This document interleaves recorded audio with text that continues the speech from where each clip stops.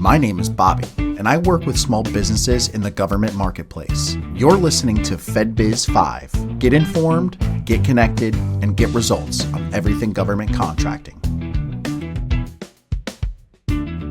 All right, and welcome to another episode of FedBiz'5, your quick, actionable dive into the world of government contracting. I'm your host, Bobby Testa, and today we're talking about something that just hit the books. It's the Stopgap funding bill signed by President Trump on March 15th. Now, I know Stopgap funding bill, it doesn't exactly scream excitement, but hang with me. This new legislation could seriously affect where the money's flowing for the rest of the fiscal year. And if you're in the government contracting space, that means opportunity in some sectors and potential challenges in others. So let's break it down sector by sector so you can figure out how to adjust your strategy and stay ahead. But first, I'll give a quick recap of the bill. So here's the skinny. The bill funds the government through the end of September of 2025. Defense spending is up to the tune of about $6 billion. Non-defense discretionary spending is down by about $13 billion. So the overall budget numbers look similar to last year, but the reshuffling underneath has real consequences for different industries. So who's winning and who's feeling the squeeze? Let's go sector by sector to see where your business might land. First up's going to be Defense and Aerospace. Good news here, this sector is the big winner. With that $6 billion increase, we are likely to see more defense projects, procurement of new tech, and modernization efforts. If you're in military manufacturing or aerospace, now is the time to lean in. Next up's going to be construction. This one's a mixed bag. Defense-related construction could see a bump, but civil projects that aren't tied to defense, they might be delayed or scaled back, so keep an eye on what types of bids you're chasing. Next is professional, scientific, and technical services. This sector might feel a bit of a crunch. Less non-defense funding means fewer contracts for things like consulting, research, and other specialized services. Unless they're tied to defense, of course. Next up is going to be healthcare and social assistance. These are also in the danger zone. Funding may tighten for public health programs and social support services. If your bread and butter is in these areas, it may be time to explore diversifying. Next up is IT services. There's a bit of a mixed impact here. Defense IT, that's going to stay strong. But IT projects for civilian agencies, they could face cuts. So again, the pivot toward defense might make sense. Next up is education services. Now, this is likely to take a hit as well. Reduced spending could slow down workforce development programs, training contracts, and other educational initiatives. Next up is going to be transportation and warehousing. Another one that might tighten up. Infrastructure and logistics tied to non-defense efforts could be scaled back due to budget cuts. And lastly is going to be environmental services. Environmental and sustainability projects are at risk here. Less funding means fewer contracts for conservation, renewable energy, and similar work. So what should you do? This kind of funding shift means you've got to stay smart and flexible. Here are a few strategies that we recommend. First, diversify.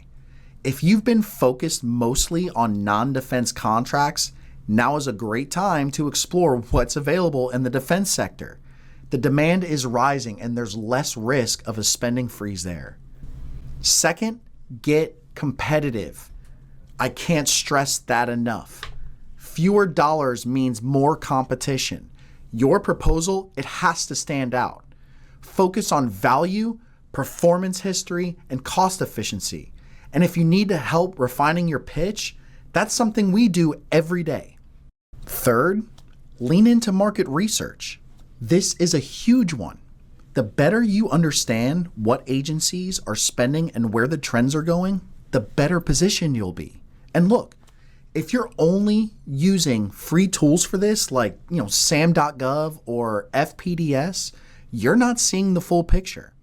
Our FedBiz'365 platform gives you real-time insights into buyer behavior, upcoming opportunities, even those that aren't publicly posted yet. You can track competitors, forecast agency budgets, and find teaming partners. That kind of intel is gold right now. Fourth, stay compliant and efficient. With the spotlight on spending, compliance is everything.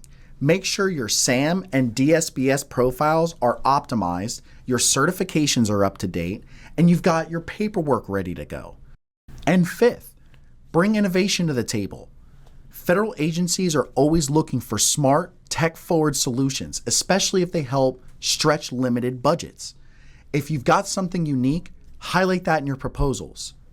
So yeah, the Stopgap funding bill, it's a bit of a shakeup, but it's not all doom and gloom. For sectors like defense and defense-adjacent industries, it's full steam ahead. For others, it's about adapting, refocusing, and becoming strategic. And if you're not sure how to pivot or where your business fits in this new landscape, we've got your back. The team at FedBiz Access has helped thousands of businesses navigate federal funding shifts for over 24 years. Whether it's getting certified or optimizing your NAICS codes, creating a killer capability statement, or even getting in front of the right contracting officers, we're here to help. Go ahead and schedule a complimentary consultation with a FedBiz specialist. We'll walk you through your options and help you figure out your next move. The Stopgap bill may buy time, but smart federal contractors don't wait. They prepare. Stay ahead, stay informed, and stay winning. Got a question or a topic you want us to tackle? Let us know. Until next time, keep your strategy sharp and your contracts flowing. Thank you for listening to the FedBiz'5, where you get informed, get connected, and get results on everything government contracting. Today's podcast is made courtesy of FedBiz Access, government contracting made simple. Visit them at FedBiz'5.com, where you can find all the FedBiz'5 podcasts, related blogs, government contracting news, and of course, information on the various products and services that can assist your business in becoming visible to the government buyers. FedBiz Access can be reached by calling them at 888-299-4498.